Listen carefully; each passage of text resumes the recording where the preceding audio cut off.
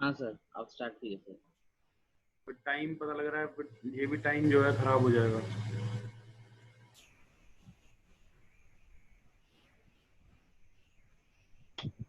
Okay, तो demographics के बाद हम चलते हैं इंटरेस्ट की तरफ। इंटरेस्ट में मतलब ये चीज है कि इन लोगों का इंटरेस्ट किस में था। ठीक है, ये लोग किस टाइप के इंटरेस्ट रखते थे, तो इस चीज का रिकॉर्डिंग यहाँ पे आपको दिखेगा।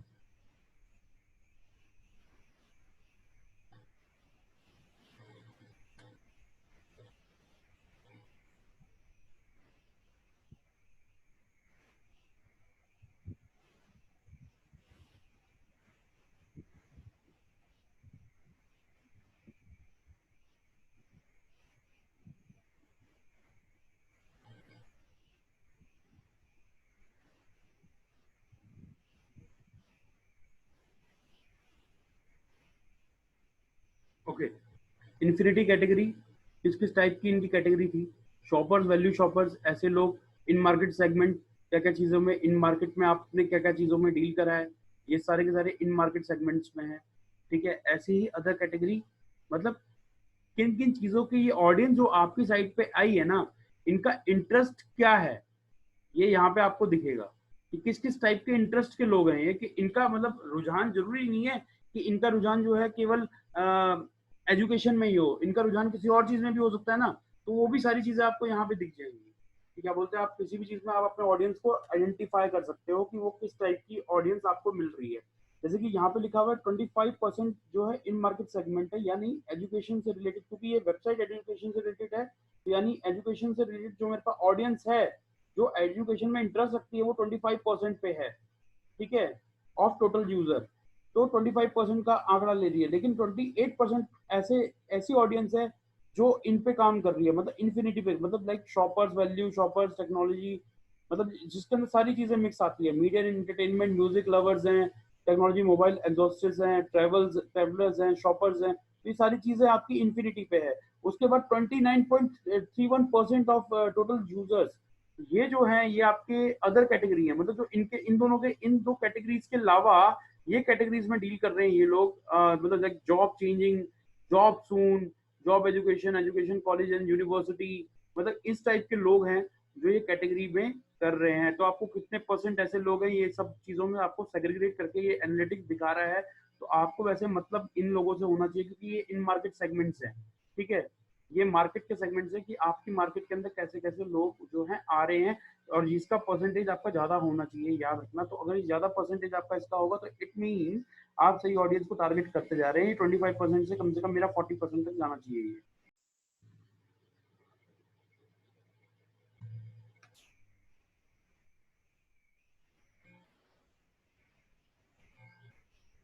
अभी वॉइस आ रहा है आप लोगों को?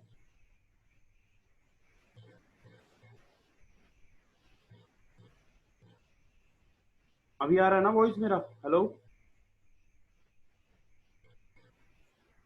यस सर, अभी ठीक है। ओके, तो ये तीन टाइप की ऑडियंस है। तो इस ऑडियंस पे आपको खासकर ध्यान देना है इन मार्केट सेगमेंट्स पे, कि आपकी मार्केट के सेगमेंट्स की ऑडियंस कौन कौन सी है। ठीक है, क्या वो ज्यादा है परसेंटेज में या नहीं है। तो इस पे ज्यादा आपको ध्यान देना होगा, इसको ज्यादा इंक्रीज करना है यहाँ। और यहाँ से आपको ये पता लगता है कि आपका जो एजुकेशन लेवल है, मतलब जो आप देखना चाह रहे हैं, यानी जिस पे आप टारगेट कर रहे हैं, क्या उन लोगों को आप टारगेट कर पा रहे हैं या नहीं कर पा रहे। तो that is all are in market segments, right. इसके बाद हम आगे बढ़ते हैं, दैट इज मैं मेजर मेजर चीजें बता रहा हूँ एनालिटिक्स की, जो कि बहुत जरूरी चीजें हैं, मतलब जो। और एनालिटिक्स में सबसे बड़ा फायदा दोस्तों ये है आप लोगों को मिलता है कि आप लोग किसी भी कंपनी में, जब आपको एनालिटिक्स अच्छी तरह आ जाता है, तो आप किसी भी कंपनी में जब जाते हैं ना दोस्तों, तो वहां पे जो है आप अपना को प्रूव कर सकते हैं, आप कंपनी के भविष्य को देख सकते हैं। आप ये देख सकते हैं कि भैया ट्रैफिक तो आ रहा है, भैया ट्रैफिक तो कोई भी ला के दे सकता है, लेकिन क्या वो ट्रैफिक रिलीवेंट है कंपनी के लिए, ये सब चीजें एक एनालिस्ट दिखाता है। ठीक है, तो एनालिस्ट का जॉब जो है बहुत ही ज्यादा अहम होता है किसी भी कंपनी में, जो एनालाइज करता है कि उनके पैसे जो लग रहे हैं कंपनी में, जो एडवर्टीजमेंट भी लग रहे हैं, कहीं पे भी लग रहे हैं, वो पैसे सही जगह पे खर्च हो रहे हैं या नहीं हो रहे हैं, ये केवल एनालिटिक्स सीखने वाला या फिर एक एनालिस्ट ही बता सकता है इन सब चीजों को, राइट। तो इसके बाद हम बात कर रहे हैं जियो लोकेशन की। तो यहाँ पे जियो टारगेटिंग से आपको समझ में आ रहा होगा, लैंग्वेज एंड लोकेशन आ रहा है यहाँ पे आपके सामने, कि ऐसे लोगों की भाषा कौन सी है, किन किन लैंग्वेजेस में ये डील करते हैं, लाइक इंग्लिश बोलते हैं, हिंदी बोलते हैं, ग्रीक बोलते हैं, क्या बोलते हैं, तो ये सारी चीजें अंडर द लैंग्वेज सेक्शन में आता है।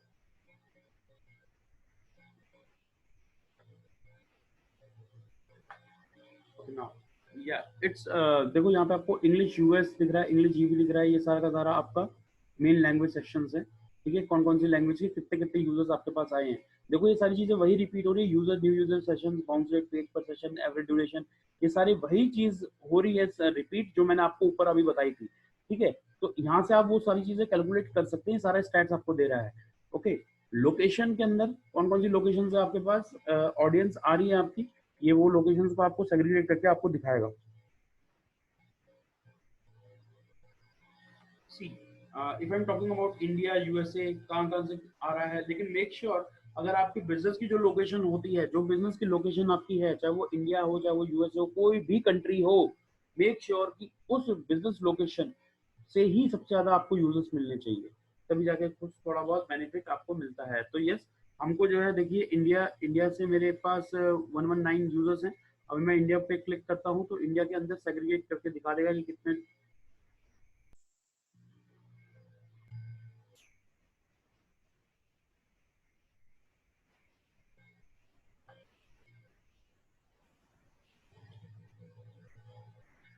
आ रही है आप लोगों को आवाज? थोड़ा बीच में इंटरनेट अनस्टेबल हो रखा है। हाँ सर। ठीक है, ये दिल्ली, उत्तर प्रदेश, महाराष्ट्र, कहाँ कहाँ से हमारे पास यूजर आ रही है, सारा लोकेशन सेक्शन के अंदर आपको मेंशन होता है। ठीक है, इसके बाद आता है बिहेवियर। बिहेवियर इज आपके यूजर्स का बिहेवियर क्या है। बिहेवियर यानी सबसे पहला आता है बिहेवियर में न्यू वर्सेस रिटर्निंग, ये भी बहुत इंपॉर्टेंट सेक्शन है दोस्तों। न्यू वर्सेस रिटर्निंग यानी नए में और पुरानों में, मतलब पुराने कितने लोग आपके पास बड़े हैं, नए लोग कितने बड़े हैं, या पुराने कितने कम हुए, ये सारी की सारी चीजें न्यू वर्सेस रिटर्निंग आपके बीच में, मतलब एक नए यूजरों में और पुराने यूजरों के बीच के डिफरेंस को ये आपको दिखा रहा है, वर्सेस करके दिखा रहा है। तो यहाँ पे ये चीज दिखा रहा है, देखो न्यू विजिटर आपकी इस डेट रेंज से, जो आपने गिवन डेट रेंज दे रखी है, इस डेट रेंज के अंदर न्यू विजिटर आपके इतने थे और रिटर्निंग विजिटर इतने हैं। तो याद रखना कि आपके रिटर्निंग विजिटर भी आपकी वेबसाइट पे आने चाहिए। इसका मतलब ये भी है कि मतलब रिटर्निंग विजिटर आने का मतलब ये भी है दोस्तों कि आपको आपका यूजर समझ रहा है और वापस आपके पास बार बार आ रहा है। ठीक है ना, बार बार आ रहा है यानी आपके पास कुछ है, उसको कुछ पॉइंट ऑफ इंटरेस्ट आपके अंदर लगता है, इसलिए वो आपको दोबारा देख रहा है। That is are under in returning user visitors. Okay, first one is new visitor. New visitor भी ज्यादा होने जरूरी हैं, क्योंकि नए नए विजिटरों पे भी आपको काम करना पड़ेगा, क्योंकि नए विजिटर जितनी बार आएंगे उतने ही पुराने विजिटर्स भी और इंक्रीज होते चले जाएंगे। तो मार्केट में रिसर्च के लिए नए विजिटरों का होना बहुत जरूरी है। ठीक है ना, तो यहाँ पे वो डिफरेंस को आपको दिखा रहा है कि 218 मेरे न्यू यूजर्स हैं इस डेट रेंज में, जो मैंने डेट रेंज यहाँ पे दे रखी है, इस डेट रेंज में मेरे 218 न्यू विजिटर्स हैं, और रिटर्निंग विजिटर्स जो है 39 है। ठीक है, तो मेरा जो यहाँ पे गोल होना चाहिए इस स्टैट्स को देखकर, वो ये डिसीजन होना चाहिए कि मेरे को जो है रिटर्निंग विजिटर्स पे भी काम करना चाहिए। अभी हम रिटर्निंग विजिटर्स को कैसे इंकरेज करेंगे? रिटर्निंग विजिटर्स को हम ऑफर दे सकते हैं, हम रिटर्निंग विजिटर्स को कोई ना कोई कमीशन पार्ट दे सकते हैं कि भैया अगर आपके थ्रू कोई और आता है हमारे पास तो yes we will give you a commission. Offers हम लोग उनके लिए ला सकते हैं कि भाई हाँ ठीक है, आप अगर हमसे एक और चीज अगर कोई खरीदते तो ठीक है, आप मेरे पुराने यूजर हैं, इसलिए मैं आपको जो है लोगों को, मैं नए यूजर को 10% की छूट देता हूँ, आपको मैं 15% की दूंगा, क्योंकि आप मेरे पुराने ग्राहक हैं। ठीक है, तो यहाँ से आप अपने रिटर्निंग यूजर्स को इंगेज कर सकते हैं। मतलब इसका मतलब ये है स्टैट्स के अंदर, इस ये स्टैट्स आपको ये दिखा रही है कि आपको अपने पुराने यूजर्स पे भी ध्यान देना जरूरी है। ये यहाँ पे आपको इस वक्त एनालिटिक्स आपको दिखा रहा है। ठीक है, फ्रीक्वेंसी एंड रेकेंसी, ये भी आपका रेजेंसी बहुत जरूरी है, ये बारी देखें इसको।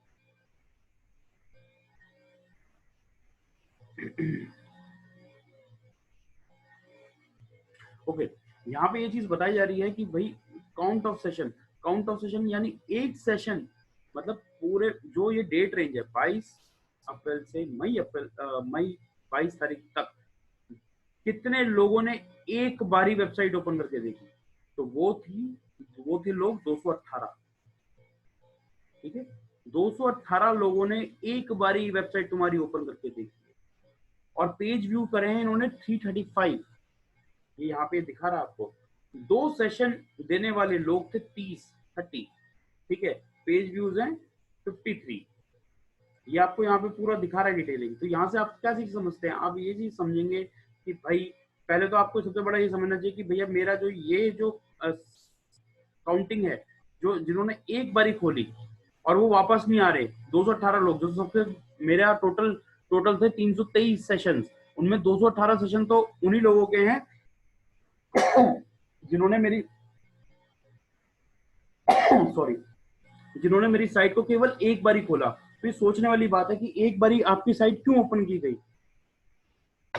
आपकी साइट को बार बार ओपन होना चाहिए था, एक ड्यूरेशन के अंदर बार बार ओपन होना चाहिए था, यानी आपकी साइट पे कुछ ऐसा दम होना चाहिए था कि यूजर जो है बार बार आपकी साइट पे आए। तो यानी कुछ ना कुछ आपकी साइट पे ऐसा उसको नहीं दिखा, तो इसलिए वो एक बारी में ही आया और एक बारी में चला गया और वापस फिर वो कभी नहीं लौट कर आया। तो ये चीज पे आपको खास ध्यान देना है कि भैया आप यूजर को इंगेज करके कैसे रखेंगे। क्योंकि देखिए हम सोशल मीडिया का प्लेटफॉर्म यूज करते हैं, फेसबुक यूज करते हैं, तो फेसबुक करता क्या है या यूट्यूब करता क्या है, आपको आपके इंटरेस्ट की चीजें दिखाता है। जिस इंटरेस्ट में आप ढले हुए हो वो चीजें आपको ज्यादातर दिखाता है। क्यों दिखाता है? ताकि आप इंगेजमेंट उसका बना के रखें। तो वैसे ही वेबसाइट होनी चाहिए जो अपने यूजर को देखे और यूजर का इंगेजमेंट बना के रखे। ये सारी चीजें वेबसाइट के अंदर एक गुण होना चाहिए, ठीक है ना। आपको यूजर पॉइंट ऑफ व्यू सोचना है, आपको अपने पॉइंट ऑफ व्यू से नहीं सोचना। वेबसाइट कभी भी आप बनाओगे तो यूजर के लिए उतनी सरल और सिंपल होनी चाहिए जितनी उसको लगे। एक अनपढ़ से अनपढ़ यूजर भी उस चीज को पढ़ सके और एक पढ़े से पढ़े लिखा भी उस चीज को समझ सके।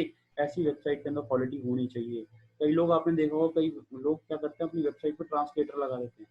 ठीक है, ट्रांसलेटर से क्या बेनिफिट होता है? ट्रांसलेटर से बेनिफिट दोस्तों ये होता है कि भाई अगर मान लो मैं जो हूँ मेरे को तमिल आती है, तमिल के अलावा कुछ और नहीं आता, लेकिन मेरी साइट पे तो कंटेंट जो है इंग्लिश में लिखा हुआ है, ठीक है, अभी वो समझ नहीं पा पाएगा वो बंदा, लेकिन गूगल ट्रांसलेटर पे वो क्लिक करेगा तो ऑटोमेटिकली अगर वो तमिल में कन्वर्ट हो गया, मेरा जो इंग्लिश का डेटा वो कन्वर्ट हो गया गूगल ट्रांसलेटर के थ्रू तमिल में, तो मैं इजीली उसको पढ़ सकता हूँ, मैं उसको देख सकता हूँ, उस कंटेंट को समझ सकता हूँ। तो यानी आपने वो यूजर भी अट्रैक्ट कर लिया जो यूजर आपके कंटेंट को नहीं समझ पा रहा था। तो आपको यूजर पॉइंट ऑफ व्यू के ऊपर ही चलना चाहिए। आपको यूजर की इंटरेस्ट की चीजें वहां पे देनी चाहिए। जैसे कि मान लो अभी हमने वेबसाइट देखी, अभी थोड़ी देर पहले हम नेम चिप पे देख रहे थे, नेम चिप पे देख रहे थे, तो वहां पे क्या देखा हमने कि भाई वो ऑफ भी दे रहा है आपको, ठीक है, वो ऑफ दे रहा है आपको, उसके बाद वो आपको फ्री का ऑफर भी दे रहा है, लेकिन वो उसके बदले आपको कह रहा है, यानी मतलब उसके बदले आपको ये कह रहा है कि भैया मेरा आप लोगो लगा लो या फिर आपके आप प्रोजेक्ट पे दम होना चाहिए तभी जाकर मैं आपको स्पॉन्सरशिप दूंगा। तो इसका मतलब ये है कि वो आपको देख रहा है, यानी वो आपको इंगेज कर रहा है, आप बार बार उस पर आएंगे क्योंकि वो आपको ऐसी चीजें आपके मतलब की दे रहा है। अगर आपका पैसा है, आपको वो भी उसने डील दी है, मुझे सस्ते से सस्ते में कैसे खरीद सकते हो, और अगर आपके पास पैसा नहीं है वो भी आपको डील दे रहा है। तो यानी दोनों चीजों में आपको आपकी वेबसाइट के अंदर होना चाहिए, वो गुण होना चाहिए आपकी वेबसाइट में कि वो हर एक तबके के यूजर को, वही जैसे कि मान लो अगर स्टू कॉर्नर की वेबसाइट है या वेबटेक की वेबसाइट है, वेबटेक की वेबसाइट पूरी प्रोफेशनल भी नहीं होनी चाहिए, क्योंकि उसका टारगेट ये भी होना चाहिए कि वो ऐसे लोगों को भी अट्रैक्ट करे अपनी तरफ जो जो इतना पढ़ लिखे नहीं है, जो मतलब जिनको लैंग्वेज प्रॉब्लम होता है या फिर जिनको आपके ज्यादा हार्ड इंग्लिश वर्ड नहीं समझ में आ रहे, हिंदी समझ में ज्यादा आती है, तो उन लोगों को भी उनको अट्रैक्ट करना चाहिए। तो वेबसाइट का काम ये होता है कि वो हर एक यूजर के हिसाब से चले। तो यहाँ पे ये फ्रीक्वेंसी रेजिडेंसी का मतलब यहाँ पे ये है कि आपको अपने एक सेशन वाले यूजर को कम करना पड़ेगा, एटलीस्ट 2 में वो आ जाए, मतलब 2 बारी तो कम से कम विजिट करनी चाहिए, मतलब 2 बारी 2 सेशन वाले लोग जो है बढ़ने चाहिए, एक सेशन वाले लोग कम होने चाहिए दोस्तों। ठीक है, ये चीज यहाँ पे दिखाती है। इंगेजमेंट अगला है, इंगेजमेंट रेशो आपका दिखा रहा है कि वो इंगेज, अब ये इंगेज किस किस बेस पे काउंट होता है? इंगेज होता है टाइम के बेस पे काउंट है दोस्तों, ठीक है। इंगेज हम फेसबुक पे टाइम देते हैं, हम यूट्यूब पे टाइम देते हैं, तो टाइम ड्यूरेशन आपको दिखा रहा है, देखो यहाँ पे दिखाई दे रहा है कि 0 से भैया 10 सेकंड तक के लोग जो तुम्हारी साइट पे आ रहे हैं वो हैं 244, ठीक है। 244 लोग नहीं, मतलब 244 टाइम्स मतलब वेबसाइट ओपन करी गई, ठीक है, 0 से 10 सेकंड बिताने वाले लोगों ने, ठीक है, 244। 11 से 30 सेकंड्स के बीच में 5 थे, ठीक है, वही 31 से 60 सेकंड के बीच में 10 थे। ऐसे अगर मैं अपनी अगर यहाँ पे ये भी लिखा हुआ है कि 1801, मतलब बहुत ज्यादा सेकंड्स हो गए, ऐसे लोग थे 8, ठीक है। तो ये इन्होंने कितने पेज व्यूज करे, तो यहाँ पे भी आपको दोस्तों देखो यहाँ पे इंगेजमेंट आपका कम है, यहाँ पे दिख रहा है कि 0 से लेकर 10 सेकंड तक जो है 244 यूजर्स ही आपके पास है, मतलब इतने टाइम ही आपकी वेबसाइट ओपन हुई है। 0 से देख के 10 सेकंड तक जो है लोगों ने आपकी टाइम स्पेंड करा आपकी वेबसाइट पे। तो ये टाइम आप कैसे बढ़ा सकते हैं, इन सब चीज़ों को आपको सोचना पड़ेगा दोस्तों। ये सारा का सारा under the section of content management system में आता है कि कंटेंट आप अपना कैसा लिखे, कैसे तरीका अपनाए उस कंटेंट के अंदर जो उसको पसंद आए। मतलब अगर आपकी एक ई कॉमर्स साइट भी है तो सारे प्रोडक्ट ऐसे नहीं होने चाहिए जो हाई रेंज के हो, ऐसे प्रोडक्ट भी होने चाहिए जो लो रेंज के हो, लोगों को अट्रैक्ट किया जाए लो रेंज के प्रोडक्ट से और खींच के लाया जाए और दिखाया जाए हाई रेंज का भी प्रोडक्ट और लो रेंज का भी प्रोडक्ट। मतलब हर एक चीज के बारे में डिटेलिंग होनी चाहिए, मतलब उस तबके के लिए भी जिसका कम पैसा है और उस तबके के लिए भी जिसका ज्यादा पैसा है, तो वहां से आप अपनी इंगेजमेंट इंक्रीज कर सकते हैं। ठीक है दोस्तों,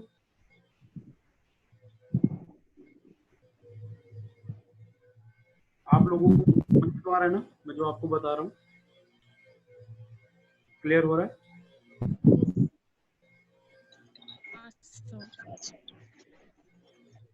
बड़ा धीरे निकल रहा है। हाँ सर, हैं यहाँ पे मेरा गला सूख गया बोलते बोलते।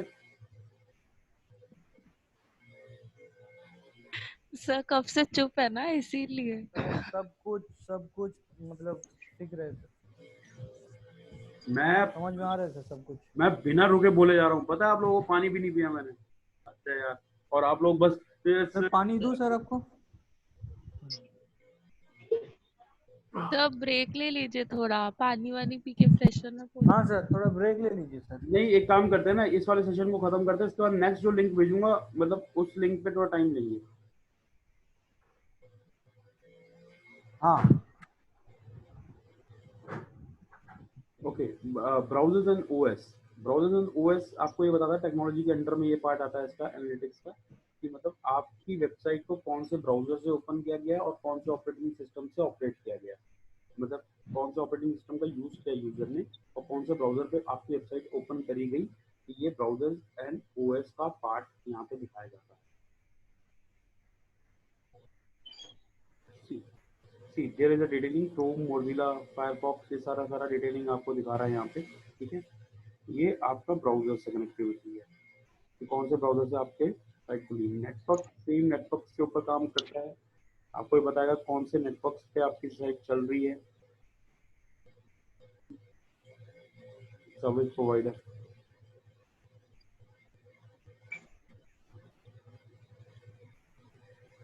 अभी नॉट सेट है, मतलब गूगल को ये नहीं पता है अभी, क्योंकि पता नहीं वो ट्रेस नहीं कर पाया उसमें, वरना यहाँ पे आपको नेटवर्क भी दिखाया था। मोबाइल्स के अंदर अगर हम बात करते हैं तो मोबाइल्स में ओवरव्यू देते हैं।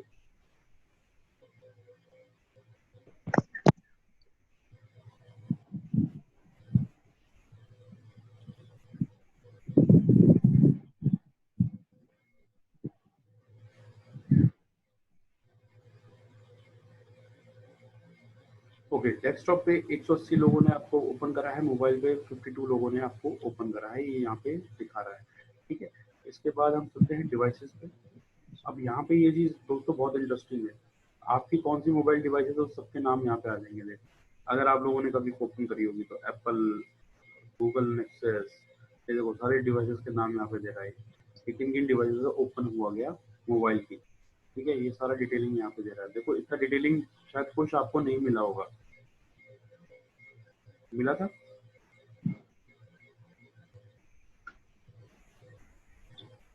अब मेन जो इसके अंदर काम एक और करता है वो करता है यूजर फ्लो।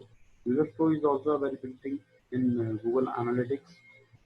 यहाँ पे ये यूजर फ्लो दिखाता है कि कौन, ओके 10 मिनट रह गए इनसे।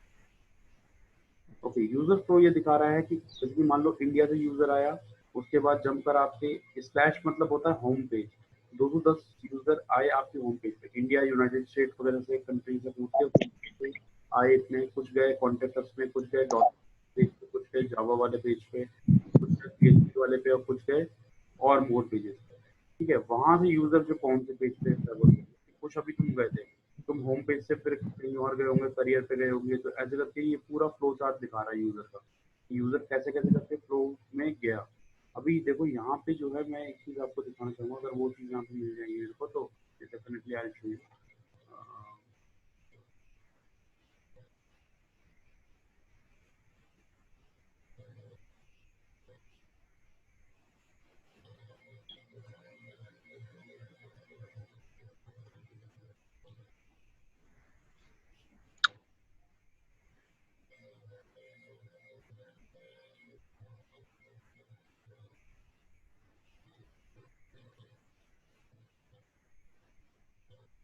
ये पूरा यूजर वो फ्लो दिखा रहा है, लेकिन देखो इनमें से कहीं पे भी थैंक यू के पेज पे किसी ने जंप नहीं करा, कहीं पे आपको थैंक यू का पेज नहीं दिख रहा होगा, मतलब कहने का मतलब किसी ने इंक्वायरी नहीं करी। कॉन्टेक्ट अस पेज तो सब गए, ये देखो ना यहाँ पे लिखा हुआ है आ रहा है कॉन्टेक्ट अस पेज पे गए हैं कई लोग, लेकिन थैंक यू पेज पे नहीं गए।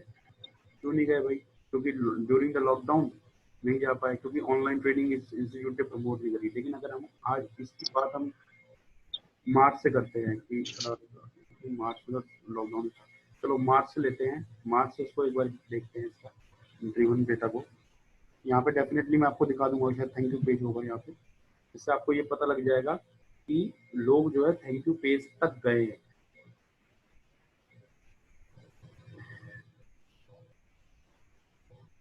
ऑब्वियसली यहाँ पे पेजेस के नाम आ रहे हैं बहुत सारे, राइट।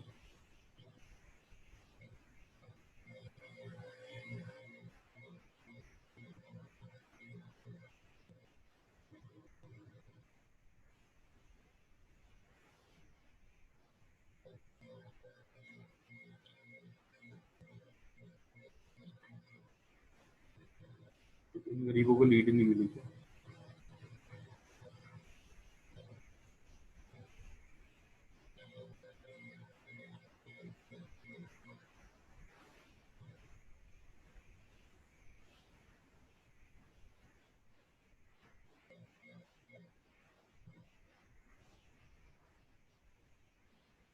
थैंक यू पेज क्या होता है मैं आपको बता देता हूँ। थैंक यू पेज कुछ इस तरह का होता है, जैसे कि मान लो मैं एक वेबसाइट ओपन करता हूँ।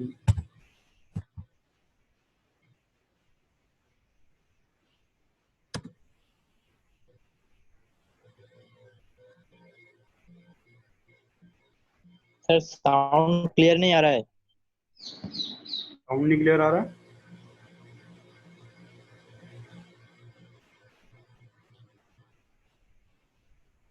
अभी आ रहा है क्या सर आपको? मुझे तो क्लियर आ रहा है अभी। हाँ सर मुझे भी क्लियर आ रहा है। मुझे क्लियर आ रहा है सर। कौन कह रहा है क्लियर नहीं आ रहा? गंगोली गंगोली। मैं गांगुली, नेटवर्क में जा थोड़ा सा।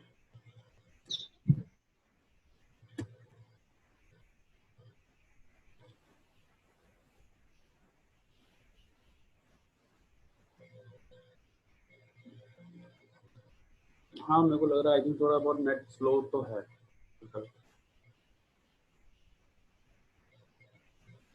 लेकिन एक बात तो माननी पड़ेगी ना दोस्तों, जूम अच्छा है ना, जूम में क्लैरिटी तो है एटलीस्ट। चलो जैसे कि मान लो कुछ मैं ये बताना चाह रहा हूँ तुम्हें कि मान लो ये तुम्हारा लैंडिंग पेज है, तुम्हारी वेबसाइट है, ठीक है ना। अब कोई यूजर आया तुम्हारी वेबसाइट देखी, ओके ये कॉन्टेक्ट अस पेज है, ओके नीचे गया नीचे गया नीचे गया नीचे गया, उसने देखा भैया ये आ गया यहाँ पे फॉर्म, उसने कहा चलो ठीक है मैं इस फॉर्म को भर दूँ।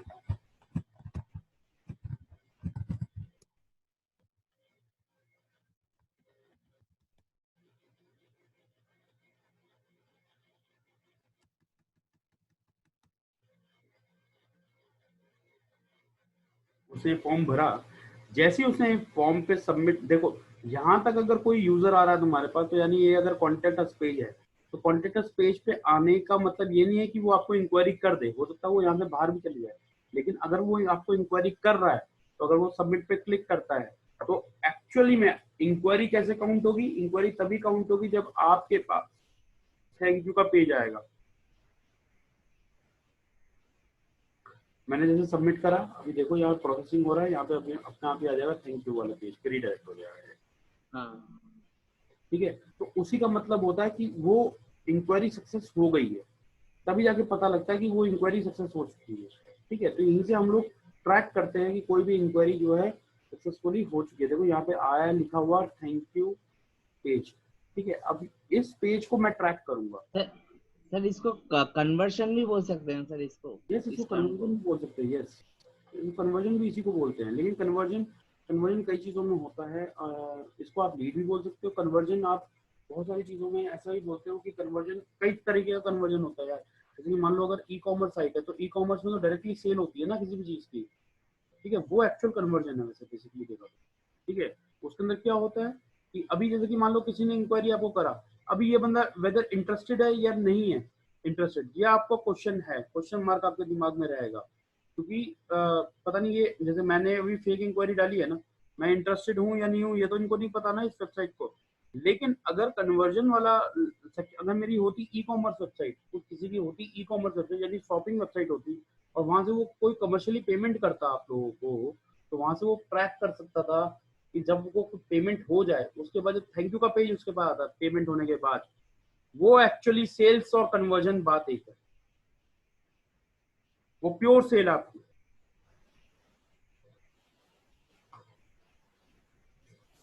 गेटिंग माय पॉइंट, मैं क्या कह रहा हूँ?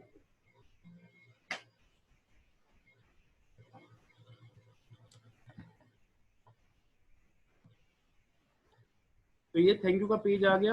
अभी इस थैंक यू के पेज को आपको ट्रैक करना है, तभी जाके हम लोग समझ सकते हैं कि हमारे पास लीड आई है। तो यहाँ पे जब हम एनालिटिक्स के अंदर इसके अंदर देखते हैं तो यहाँ पे कॉन्टेक्ट अस तो हमको दिख रहा है, लेकिन हमको जो है कॉन्टेक्ट अस के साथ हमको थैंक यू पेज नहीं दिख रहा है।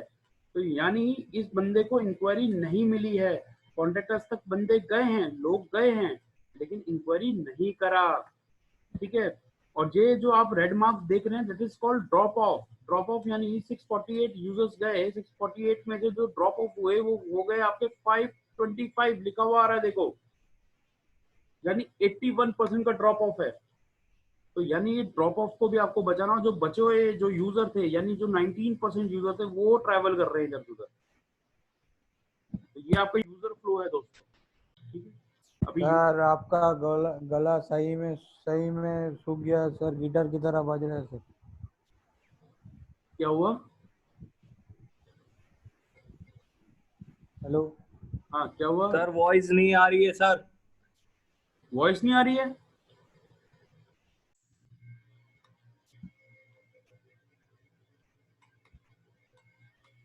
क्या हुआ, वॉइस नहीं आ रही है क्या आप लोगों को? हेलो,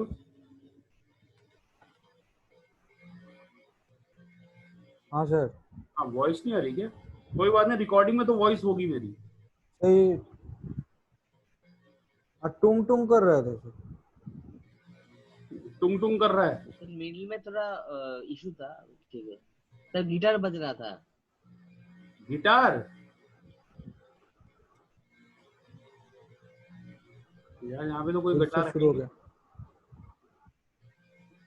अभी अभी चलो ठीक है, अभी अभी तो फिलहाल के लिए ये हम सेशन अभी क्लोज ही करेंगे इसको। उसके बाद मैं एक ब्रेक लेकर आऊंगा, फिर उसके बाद सर नेक्स्ट। आपका आवाज ठीक से नहीं आ रहा।